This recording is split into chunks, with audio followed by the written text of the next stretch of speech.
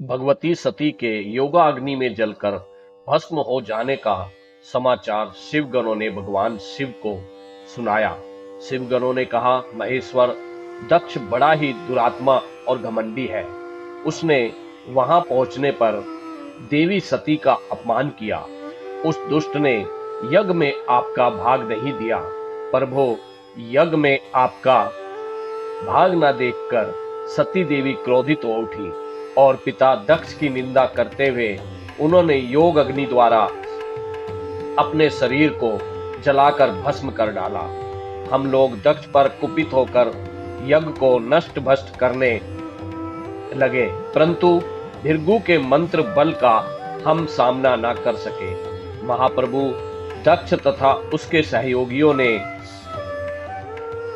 घमंड में चूर होकर आपका विशेष अपमान किया है। अब आपकी जैसी इच्छा हो वैसा करें।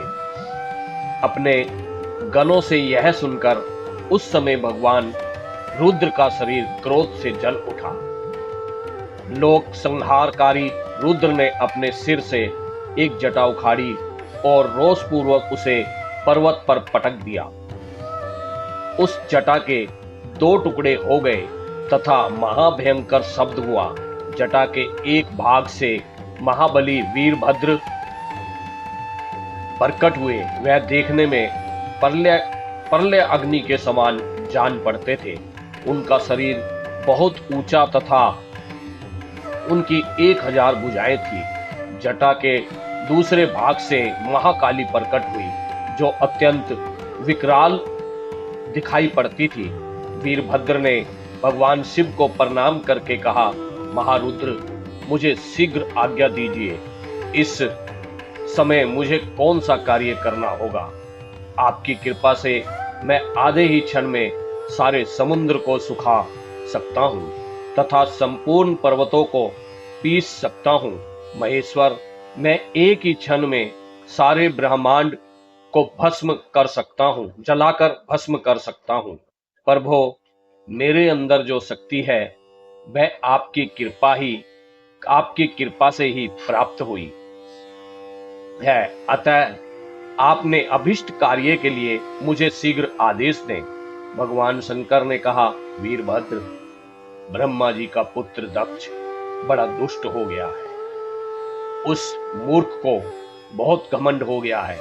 तुम उसके यज्ञ का विध्वंस करके उसमें भाग लेने वाले सभी लोगों को यथोचित दंड दो और शीघ्र मेरे पास लौट आओ। यदि कोई तुम्हारा विरोध करे तो उसे भी जलाकर भस्म कर देना। घमंडी दक्ष का सिर काट देना और यज्ञ कलश को जलाकर पी जाना। भगवान शंकर की आज्ञा प्राप्त कर वीरभद्र समस्त शिवगणों के साथ दक्ष यज्ञ में पहुंचे। वहां उपस्थित देवगणों को वे अपने तीखे बाणों की चोट से घायल करने लगे। बाणों की चोट खाकर समस्त देवता इधर उधर दसों दिशाओं में भाग चले। तब वीरभद्र शिवगणों के साथ यज्ञशाला में गए। उनका रौद्र रूप देखकर समस्त ऋषि अत्यंत भयभीत हो गए। उन्होंने मुनियों तथा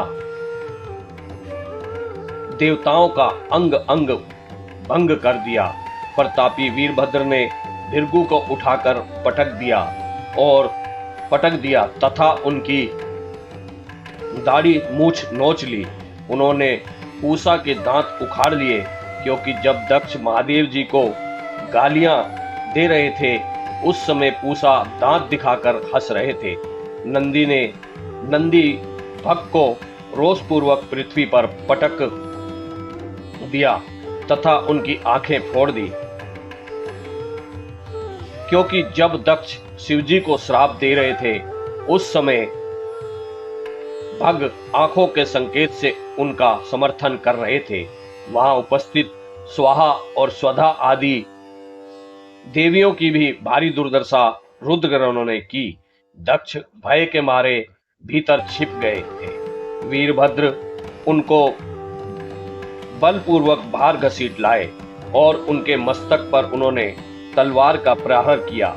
पहले तो योग बल के प्रभाव से दक्ष का मस्तक नहीं कटा, किंतु अनंतः वीरभद्र ने शिवद्रोही दक्ष का सिर मरोड़कर तोड़ डाला और यज्ञ कुंड की प्रज्वलित अग्नि में उसे झोंक दिया। इस प्रकार यज्ञ को नष्ट भ्रष्ट करके वीरभद्र शिवगणों के साथ कैलाश लौट आए।